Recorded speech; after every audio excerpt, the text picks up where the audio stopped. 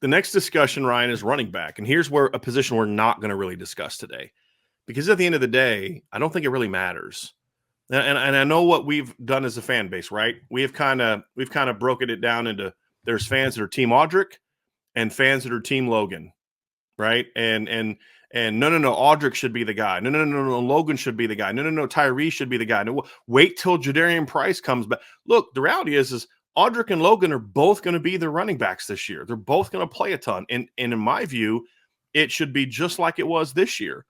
Ride the hot hand, number two, actually. But number one is what concepts are going to work best for you this week and who runs those the best. Because if Notre Dame has a more diverse ground attack this year from a concept standpoint, and again, I'm not talking about adding 13 run plays. I'm just saying don't just be duo, 75, 80, 90% of the time. Be more balanced with duo, inside zone, outside zone, maybe some buck sweep, some counters, some things like that.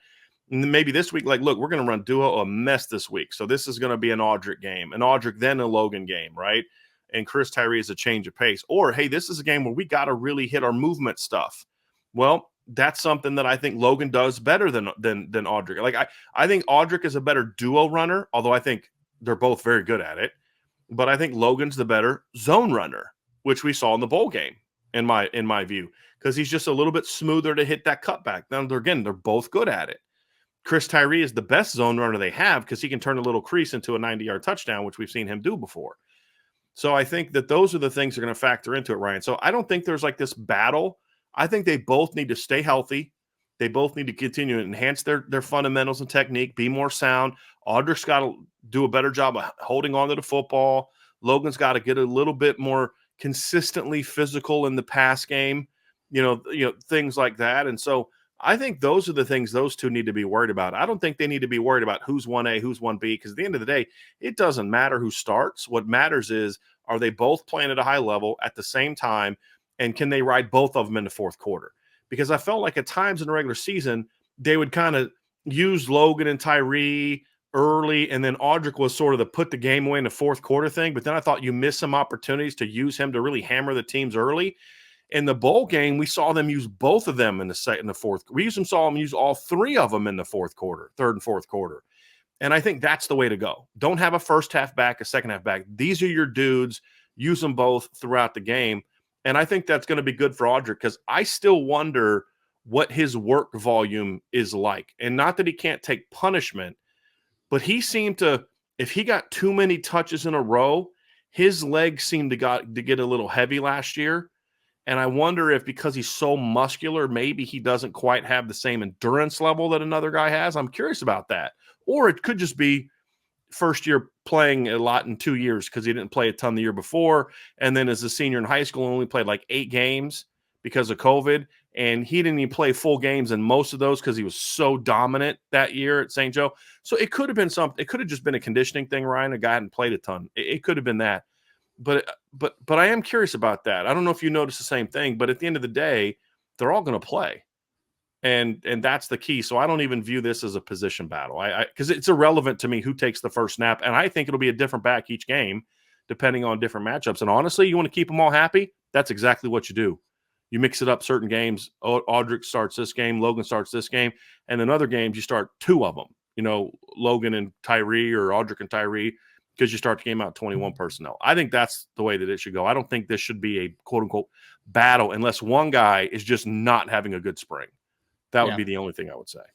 Well, I think that the one movement we've seen in the NFL that has trickled down to college football to a pretty large degree is like that there's not a ton of teams anymore that are just like one true bell cow. I feel like you see that more on the college level still a little bit, but man, the game is just going so much more to like a committee approach, multiple skill sets, being able to mesh those things really well. And I don't know why you would limit yourself, right? Like you're looking at it and you're just like, Audric Estime is that 227-pound hammer that has better feet in the hole than you would anticipate. Logan Diggs has a good all-around skill set to do a variety of things. Chris Tyree has game-breaking potential. If Jadarian Price gets back healthy, then you're like, that kid's another home run waiting to happen in multiple ways. And then you have Jabron Payne, who's another nice all-around back. And then not to mention, not in the spring, obviously, but, in the fall, you're going to get in the summer, I should say, you're going to get a Jeremiah Love coming in as well. So you have so many different skill sets.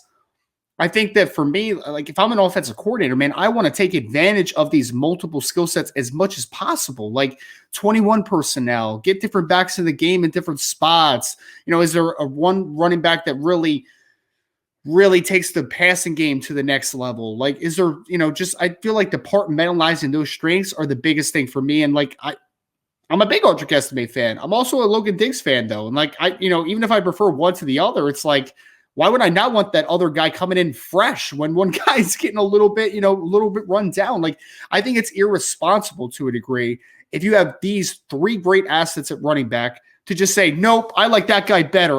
It's my guy. The other guys, I don't care if they're good football players. I just want my guy in the game. No, man. Like, can we get multiple skill sets on the game? Can we make it less predictable what you're going to do offensively?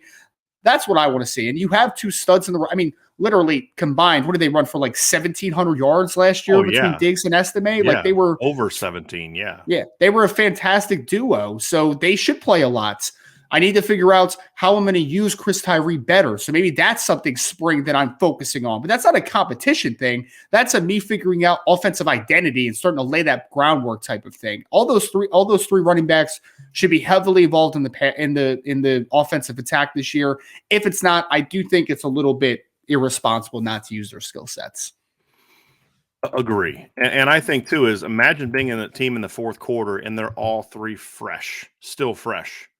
Right. I mean, that's where you want to be, not where you wore Logan down and now you've got to ride Audric and Tyree in the fourth quarter or pick any option that you want to have. Right. Well, what if Audric gets hurt?